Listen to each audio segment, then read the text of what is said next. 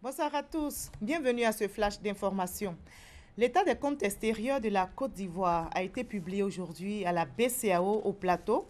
Le pays a réalisé un excédent de plus de 248 milliards de francs CFA dans les échanges avec le reste du monde. Une balance des paiements excédentaire qui confirme l'attractivité économique de l'État ivoirien. L'information a été donnée lors de la journée annuelle de diffusion des statistiques. Adama Koné. Quelle est la santé économique et financière de la Côte d'Ivoire sur le plan international? La réponse à cette question se trouve dans l'appréciation d'un indicateur, la balance des paiements. La balance des paiements occupe une place de choix dans l'analyse économique et constitue un instrument indispensable à l'appréciation de la compétitivité de notre économie.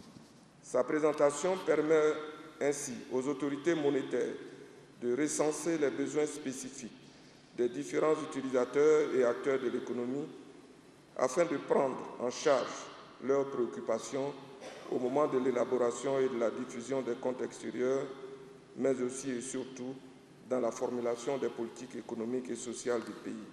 En 2015, la Côte d'Ivoire a encaissé plus d'argent qu'elle n'en a dépensé dans ses relations avec ses partenaires économiques et commerciaux. Ainsi, le solde de la balance des paiements s'est établi à 248,5 milliards de francs CFA. Sur le solde des positifs, il reste qu'il est en recul de 9,24% par rapport à 2014.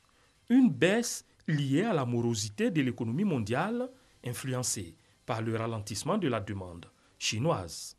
Mais au-delà, l'économie ivoirienne enregistre une embellie. De 8,5% en 2014, la croissance économique s'est stabilisée à 9,2% en 2015. Une performance reconnue par les gendarmes de l'économie mondiale. À la veille de la nouvelle année 2017, l'événement économique majeur pour notre pays est la conclusion, le 12 décembre dernier, du nouveau programme économique et financier avec le Fonds monétaire international. Ce programme, soutenu par une facilité élargie de crédit, couplé avec un mécanisme élargi de crédit sur la période 2016-2019, vise à soutenir le gouvernement ivoirien dans la mise en œuvre de son plan national de développement 2016-2020. La balance des paiements comprend le compte courant traçant les mouvements de biens et services, le compte capital enregistrant les dons, remises de dettes et le compte financier, consolidant les flux d'investissement directs et les prises de participation, entre autres. La bataille dans les urnes est relancée pour les deux candidats au fauteuil de députés qui ont réalisé le même score lors des législatives du 18 décembre dernier à Guiglo, sous-préfecture. Il s'agit de Maris Boé, candidat RHDP, et de l'indépendant Léonard Guéhi. Ils sont en campagne donc depuis ce matin. L'élection pour les départager aura lieu jeudi prochain. Les deux candidats sont donc sur le terrain, comme vous le voyez dans les images, espérant rallier plus d'électeurs à leur cause. La ministre de la Solidarité, de la Cohésion sociale et de l'indemnisation des victimes appelle les agriculteurs et les éleveurs dans la région du Gbeke à la culture de la paix. Elle a lancé cet appel lors de la cérémonie de clôture du projet Triangle Pacifique, initié par une ONG italienne.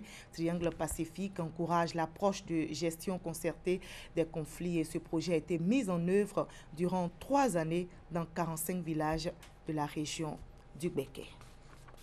Hors de la Côte d'Ivoire, en Gambie, Adama Barrow se prépare à gouverner. Le président élu qui doit être investi le 19 janvier prochain annonce un plan de développement national. Yaya Jammeh, le président sortant, dont le mandat expire ce 19 janvier, refuse toujours de céder le pouvoir qu'il a perdu. Il a déposé un recours devant la Cour suprême pour faire annuler le scrutin du 1er décembre. Yaya Jammeh campe donc sur sa position malgré les appels de la CEDEAO. Il a affirmé la semaine dernière qu'il ne quitterait pas le pouvoir tant que la Cour ne se serait pas prononcée. La principale boîte noire de l'avion militaire russe qui s'est abîmé le dimanche 25 décembre en mer Noire avec 92 personnes à bord a été retrouvée. Elle permettra de déterminer les causes du drame qui a endeuillé la Russie à quelques jours seulement du Nouvel An. La boîte principale a été envoyée en Russie pour des analyses. La deuxième boîte noire, elle qui contient donc les échanges vocaux, a été repérée mais pas encore remontée à la surface. Je vous retrouve à 20h avec beaucoup de plaisir. À tout à l'heure.